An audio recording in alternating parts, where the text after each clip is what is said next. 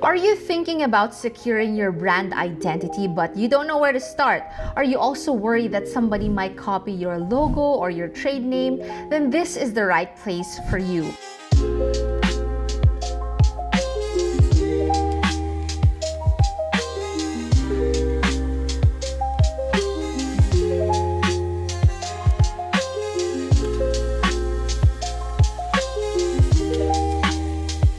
This is Attorney Bernice Piñol Rodriguez, your trademark attorney and the founding partner of Piñol Law. And in this episode, we will talk about trademark registration. How exactly do you register your trademark? I'll give you the step-by-step guide for this. Before we actually start with the trademark registration process, let's define first what exactly is a trademark.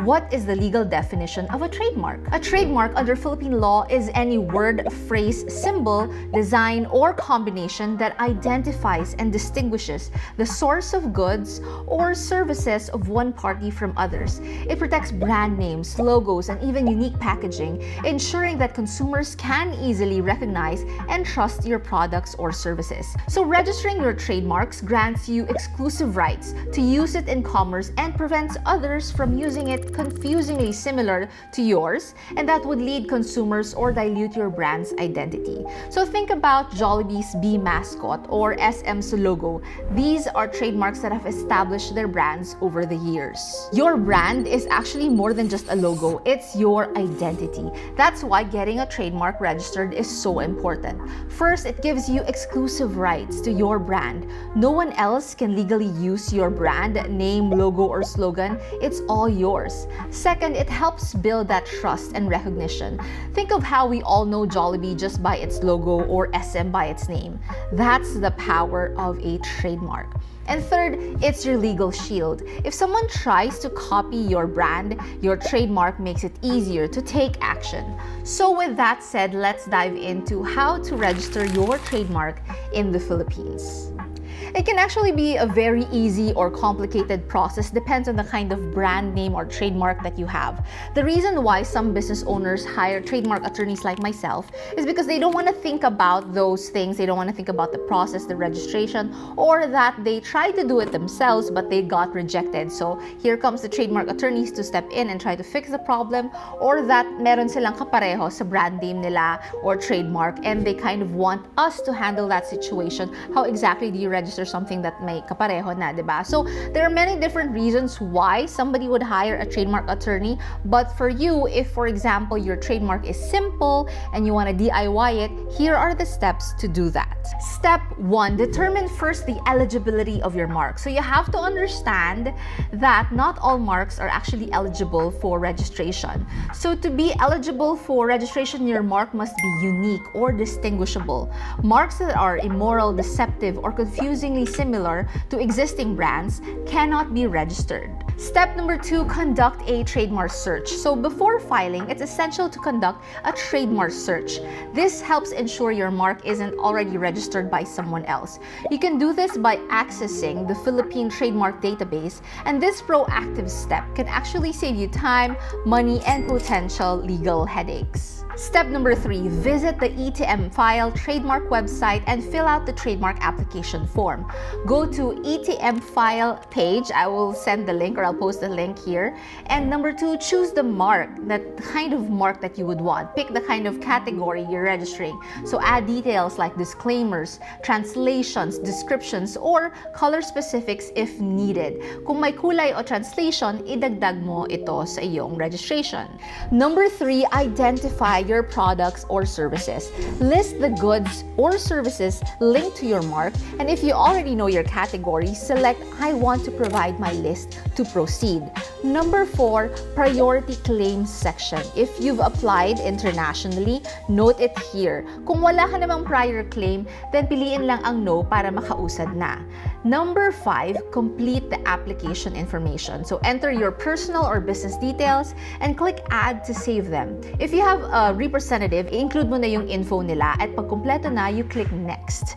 Number 6, select the entity type. Declare whether your business falls under a small entity, below 100 100 million pesos in assets, or big entity above 100 million pesos in assets, then click submit. Number 7, pay the filing fee. Pick a payment method, either DragonPay, PayMaya, or Visa, and follow the instructions to finalize your application. Step 4, wait for the examination by IPOPHL. After your application has been submitted, the IPOPHL will examine it to identify the conflicts with existing trademarks. This process takes about 4 to 6 months, hopefully earlier, but you can check your application status through the Philippine Trademark Database. If your mark passes the formal and substantive examinations, it will be published in the IPOPHL e-gazettes. This publication allows third parties 30 days to oppose the registration if it infringes on their existing trademark. So that's about the time that you wait. You wait for 30 days kung meron mag-oppose na application mo. If wala, it's well and good. You just have to wait for the lapse of 30 days. Next step, maintain your trademark. This is a step that most people often forget, and it leads to the cancellation of their trademark. So after successfully registering your trademark, it's crucial to maintain it. You need to submit a declaration of actual use, or DAO in our language, in our common terms, with proof that you're already actively using the mark. So the first DAO must be submitted within 3 years. For renewals naman, a DAO should be filed within 1 year from the renewal date. Failure to file a DAO, like I said, results in the cancellation of your trademark. So you have to stay proactive to ensure that your trademark is continuously protected. So I hope you understand that protecting your brand is more than just a legal formality. It's actually an investment in your business. So if you want to learn more about trademarks or trademark applications, you could visit our law firm's website, www.pinyolo.com, or just comment your questions down below. So trademark registration is very important because you might lose a lot of your market share, a lot of your clients, just because you had like a trademark infringement problem, or somebody else stole your trademark, and you have copycats here and there. So there are a lot of dangers to not registering your trademark, so you have to act on it now. So there you have it. If you found this episode helpful, please like, share, and subscribe to the Hey Attorney podcast.